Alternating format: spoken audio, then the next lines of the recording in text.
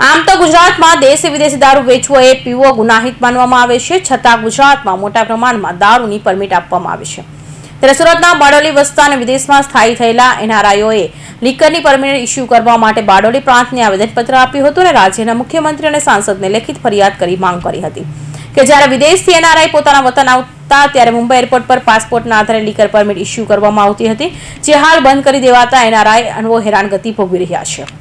બારડોલી પ્રાંત કચેરી ખાતે ભેગા થયેલા લોકો બારડોલી તાલુકાના અલગ અલગ વિસ્તારમાં વસતા લોકો અને એનઆરઆઈ છે। ગુજરાતીમાંથી મોટી સંખ્યામાં દર વર્ષે સુરત, વલસાડ, નવસારી સંઘ પ્રદેશ, ભરૂચ જિલ્લામાંથી હજારોની સંખ્યામાં NRI American, England, Australia, south Africa, Kenya સહિતના દેશોમાં વસવાટ કરે છે અને જ્યારે પોતાના માદરે વતન આવે છે ત્યારે મુંબઈ એરપોર્ટ પહોંચે છે, જ્યાં પહેલા તેમના પાસપોર્ટના આધારે જ એરપોર્ટ પર લીકર ઇસ્યુ કરવામાં આવતા હતા, પરંતુ હાલ આ લીકર ઇસ્યુ કરવાનું બંધ કરી દેવામાં આવતા એનઆરઆઈનો નારાજ થયા છે અને બારડોલી નગર એનઆરઆઈઓએ આજે બારડોલીના પ્રાંતને આવેદનપત્ર આપી માંગ કરી છે કે લીકર પરમિટ મુંબઈ એરપોર્ટ પર પાસપોર્ટના આધારે ઇસ્યુ કરવામાં આવતી હતી એ ફરી ચાલુ કરવામાં આવે, કેમ કે મુંબઈ ગુજરાત બોર્ડર પર પોલીસ દ્વારા ભારે હેરાનગતિ કરવામાં આવે છે।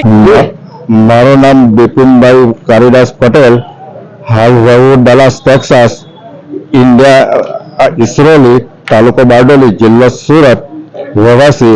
हमारे एनआरआई लोगों ने जो परमिट ना इश्यू जो है पहला एयरपोर्ट पर ये लोग इश्यू करता होता, अब अमेरिका थी लावे एनी अंदर परमिट चेक करता लोगों ने परेशानी नो सामनो करवो पड़े।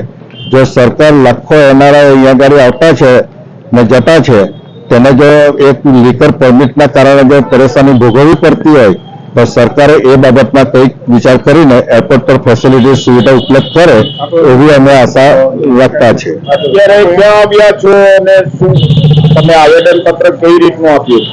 અમારે છે કે એરપોર્ટ ઉપર પરમિટ મળે એ રીતેનું અમે આવેદન પત્ર આપ્યું છે। કોને આપ્યું છે તમે? ડીએમ મેડમને આપ્યું છે।